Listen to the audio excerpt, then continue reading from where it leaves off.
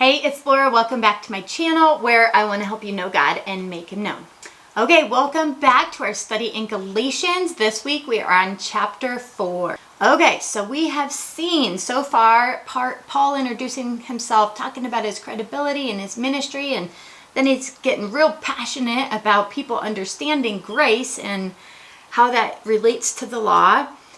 And now in chapter 4, we really see his concern over the people in regards to this grace. Chapter 4, verse 8, Paul starts off, but in the past, when you didn't know God, you were enslaved to things by nature that are not God's. But now, since you know God, or rather have become known by God, how can you turn back to the weak and bankrupt elemental forces? Do you want to be enslaved to them all over again? So he's saying that law that couldn't make you righteous before still cannot make you righteous now. Don't think about turning back to that. Do you want to be enslaved all over again? I am fearful for you that perhaps my labor for you has been wasted. So here Paul's trying to explain that the law is not worthy of our focus and attention. And then saying he is fearful that his ministry is wasted. And we know he doesn't need to be afraid of this. In 1 Corinthians 15:58 it says, "Therefore, my dear brothers, give yourselves always to the work of the Lord, because you know your labor in the Lord is not in vain." So it's not in vain. We know in Philippians 1:6, Paul even says, "He who began a good work in you will be faithful to complete it." So we know that he doesn't need to feel like his labor is wasted, but yet he does. He feels that way. He feels like, man, if they're going to stop trusting God to live the Christian life and instead they're going to be looking to the rules to try to live the Christian life, he feels like his whole ministry was a waste. And it's easy to feel like the results, if they're not what you want, then it's all, why am I doing it anyway? It's all worthless, all right? But that's not. We do things for the glory of God, for pleasing God, not regardless of what the results, what we're seeing before us. But can you relate with him, feeling like what you're doing is worthless and a waste of your time based on the results? Okay, so here he's talking about his concern for them, and then he goes back to wanting to talk about the law versus faith and living this Christian life. Do you do it by living the rules, or do you do it by depending on the Lord and keeping your attention on Him?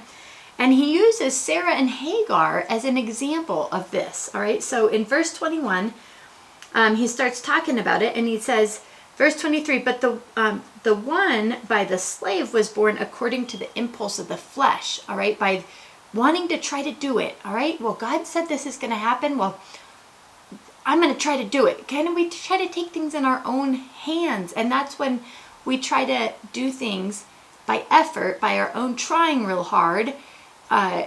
Maybe God needs my help to do this. I got to do this. That same trying to live by the law is exactly how what happened with Hagar. All right, and why there's a baby even came out of that.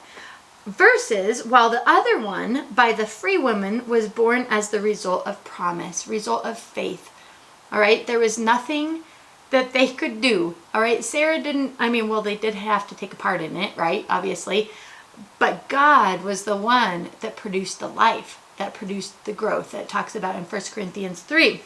It's God who causes the growth. It's not by anyone's effort of trying real hard. Because that was actually impossible for a 90-year-old lady and a 100-year-old man to have a baby. It was impossible. They had a part to play. They had to walk by faith and do the act to have a baby.